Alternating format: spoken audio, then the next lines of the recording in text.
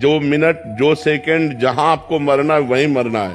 जो मिनट जो सेकंड जिस समय तुम्हारे शरीर को दंड मिलना है वही मिलना है, ये पहले से निश्चित हो चुका है। भगवान क्यों बचाएंगे? आपने भगवान को पुकारा क्या? आपने भगवान का भजन किया क्या?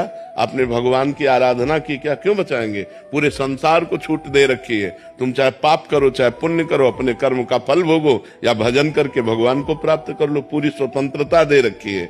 अब जो कर्म करोगे वैसा दंड आपको भोगना पड़ेगा।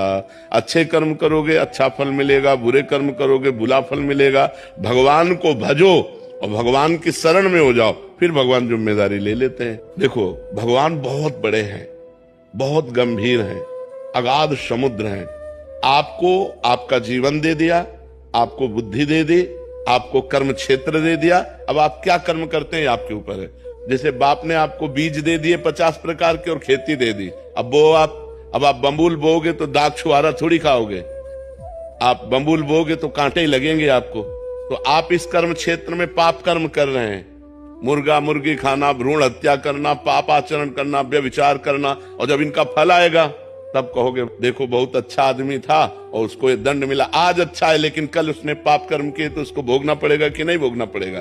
तुम कल को नहीं जानते हो, भगवान कल को भी जानते हो, आगे आने वाले कल को भी जानते हो, वर्तमान को भी जानते हैं। तो इसलिए जो हो रहा है वो अवश्य होगा, जो नहीं होना है वो कदापि नहीं होगा। हम अपने आचरणों को सुधारें, आगे हमारा जो समय आने वाला है वो मंगलमय हो जाएगा।